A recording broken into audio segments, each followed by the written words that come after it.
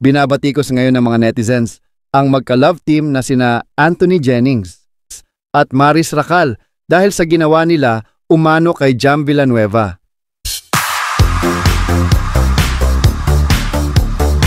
Mainit pa rin ang issue ng sinasabing panloloko ng dalawang kapamilya stars sa ex-girlfriend ni Anthony at halos lahat ay kumampi at nagpahayag ng suporta sa kanya. Grabe at mga mean and hate messages ngayon ang nababasa sa social media laban kina Maris at Anthony. Yung iba ay talagang below the belt at libelous na. May ilang pang nagmumura sa galit. May mga nagtatanggol din naman sa kanila, pero mas marami pa rin ang galit na akala mo'y sila ang pinagtaksilan at iniwan. Nakuha naman ni Jam ang simpatya ng mga netizens matapos niyang i-booking ang tunay na nangyayari sa pagitan ng magka-love team sa pamamagitan ng social media. Maraming nagulat sa sunod-sunod na pagpo-post ni Jam sa kanyang Instagram story tungkol sa mga pinagagawa umano ni Maris at Anthony sa harap at likod ng mga kamera. Ipinakita niya ang pagtataksil daw ng aktor sa kanya kasabay ng pagpo-post ng mga screenshot ng sinasabing palitan ng mensahe ni Maris at Anthony na talagang ikinawasak ng kanyang puso. Sinisisi ngayon ng netizens ang aktres sa paghihiwalay ni Anthony at Jam at tinatawag siya ngayong ahas, anaconda, mga agaw, malandi, at kung ano-ano pang masasakit na salita. Basag na basag din si Anthony sa mga banat ng netizens. Dahil nagpaakit daw siya kay Maris hanggang sa mawasak na nga ang relasyon niya kay Jam.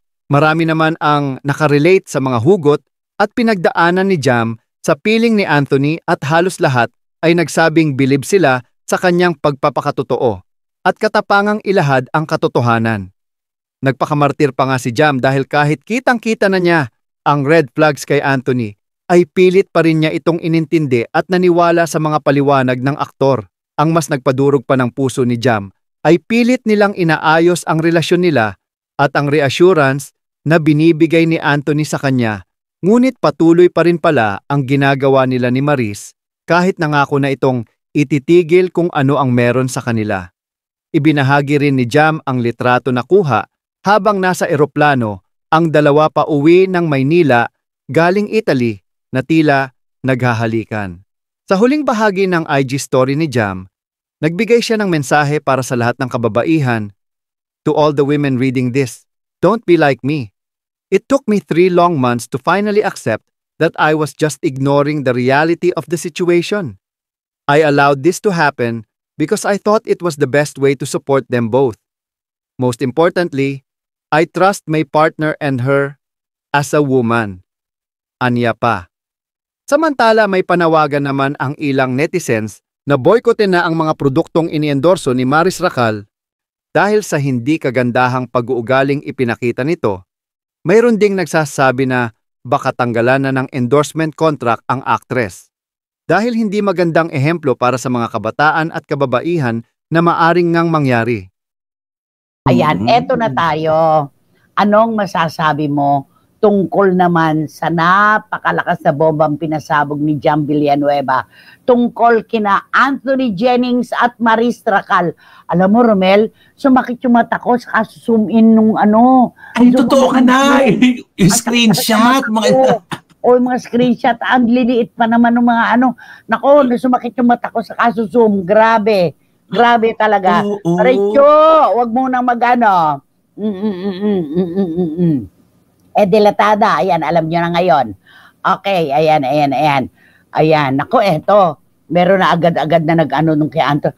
Alam mo, nung maghiwalay, nung mag-break, si Rico at saka si Maris Racal, may inkling na tayo, nasabi na natin yan, di ba? Yes, nasabi natin, baka naman kaya meron ng ibang napupusuan si Maris, kaya nakipaghiwalay na siya kay Rico Blanco.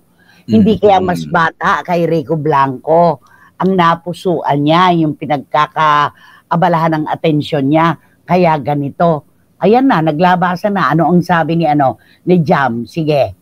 Ano sabi ni Jam? No, Kasi na yung si Jam kasi, una yun, di ba, pinaano siya, naniniwala siya na trabaho lang. Supportive. Naniniwala siya na trabaho lang ang ginagawa nila dahil sa industriya, dahil pinagkakakitaan, naniniwala siya. Pero lumalaon, pinapaniwala niya sa naniniwala siya sa lalaki kay Anthony, pero dumating ang panahon na eto na, lumabas na ang katawan. At syempre, ano yung instinct ng babae yun, di ba, na pag may something nakakaramdam. na Pero Romel, eto, at sinabi niya, inamin niya, one night while he was asleep, inano niya yung telepono. Doon nakita ang mga screenshots sa eroplano, sa lugar kung saan nandoon sila, pati yung nagsinungaling sa kanya na nag-shoot pa sila nung pala, sa bahay na pala ni Maris. At naiwan yung sweater. Di ba? May amoy pa. Inaamoy. Inubos daw niya. Ubus na nga ang amoy nung sweater. Ano ba yun? At I love youhan, di ba? Paano namang hindi magre-react naman si Jam Villanueva? 7 taon po ito at magka-live-in. Yun ang napakasakit. Magka-live-in, di ba? Tapos ngayon, yun na nakaano daw, sabi niya, yun daw ang nagtilad-tilad ng kanyang puso, yung mga nakita niyang screenshots. Di ba? Oo, kaya itong ginawa niya, itong pagpo-post para makalaya siya kasi parang feeling niya, ako na nga itong naloko, ako pa itong may tinatago sa kalooban ko ng mga sikreto.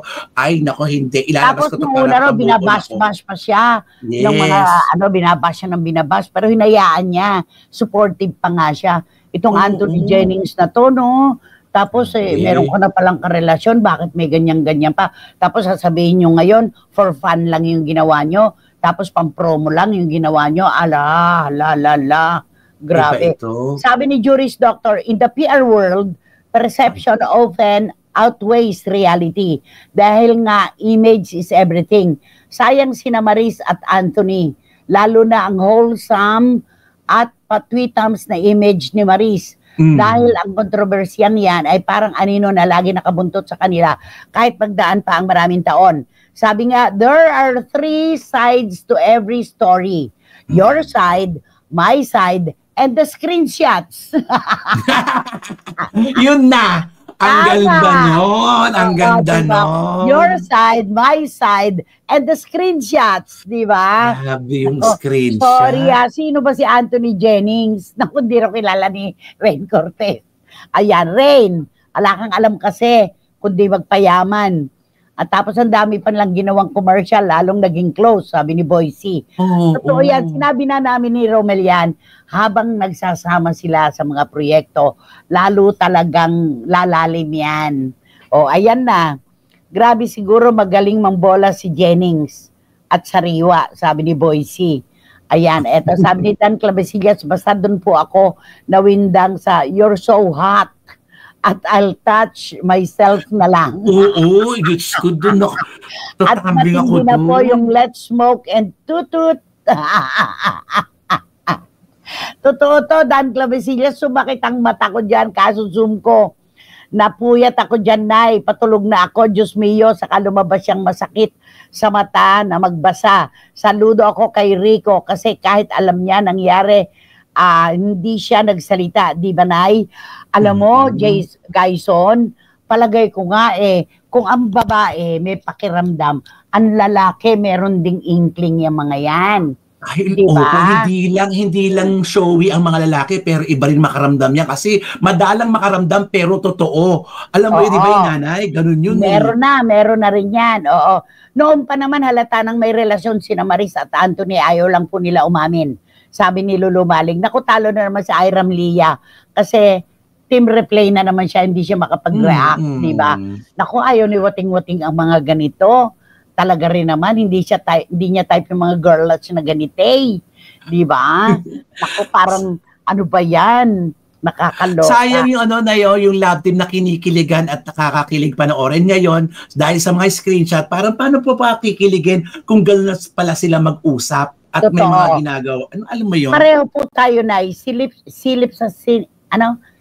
sa screenshot to the highest level ang sakit sa mata. At ito ang masasabi ko tungkol dyan. Sometimes a woman